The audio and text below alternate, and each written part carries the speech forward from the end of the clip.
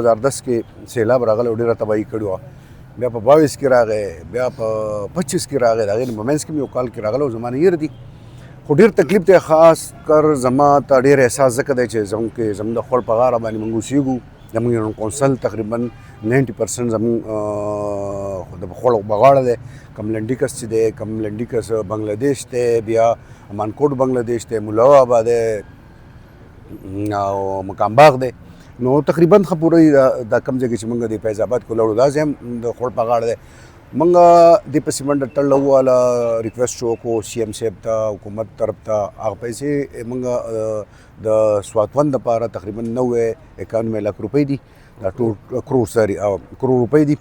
نو چې دا 91 کروڑ روپۍ به چې دا به موږ په ټوټل څومره سوات 1 چې کم دی، ځکه سوات 2 جدا دی، د اریګیشن به دی که سوات 1 جدا دی، دا به لکه ټوټل موږ به صرف په خوړونو لګو.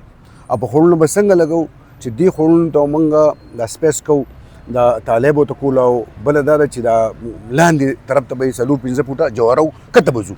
نو چې دا موږ کته لاړ شو نو د اوبو لپاره به ځای کولاو شي، سپیس به وشي. دا اوبه چې کمې راځي دا 7 فوټه 8 فوټه چې خلکو کورونو ته تللي وو، زما به خله چا نه پټه نه ده.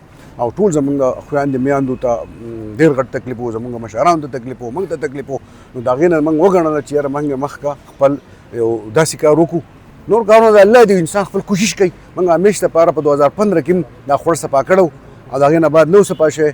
نو بیا هم دا دی موږ خپل کوشش کوو، لګیو ښه دا کوم واړه واړه پولونه چې تاسو په نظر راځي موږ دا هم به لړ کوو، ځکه چې دا ونې را روانې دي ته ونښلي. نو هغه تکلیف بیا هغه مالو ته جوړ شي، دا به موږ ماتو. د دې په ځای به غټ په دې کې کنسلټنټ شته، لکه یوازې محکمه نه کوي. لکه کنسلټنټ مقصد دا دی چې د دې به چیک بیلنس کېږي. او زما تاسو ته هم اختیار دی، زما چې څومره هم خبرې اوري ټول ته زما اختیار دی، څومره عوام چې دي، ځکه دا د عوامو پیسه ده، دا د عوامو حکومت دی، دا زموږ نه ده، دا د عوامو پیسه ده. په عوامو به لګي. نو تاسو ته هم اختیار دی، میډیاورونو ته هم اختیار دی، عوامو ته هم اختیار دی چې خپل کار په خپله چې کوئ. ځکه چې یو سړی خپل کور جوړوي او په خپله چې کوي، دا هم ستاسو کور دی. څوک چې د خوړ په غاړه اوسېږي هغو ته زما ریکویسټ دی، مهرباني وکړئ چې په ورځ کې 1 غنټه نیمه دې له ورکوئ دا کار چې کوئ. چې کم سړی هم کار صحیح نه کوي ما ته رپورټ راکوئ، زموږ دا کارکونان ګرځي، زموږ ټیم ګرځي. نو انشاءالله تعالی دا به زموږ ایماني چې دا به ایمانداري او دیانتدارۍ باندې دوله دا کار کوو. فیز 2 کې موږ به وټې هم کوو، ځکه چې مخکې نه وټې نه دي په کار. مخکې نه ضروري دا دی چې دا خوړ موږ جوړ کړو، ځکه چې خوړ موږ جوړ کړی نه، یو وټې ورسره کوو نو په اوبه به بیا په هغې له پاسه وړي. نو چې دا جوړ کړو په فیز 2 کې به انشاءالله تعالی وټې به کوو، مضبوطې وټې به کوو، دیوالونه به کوو.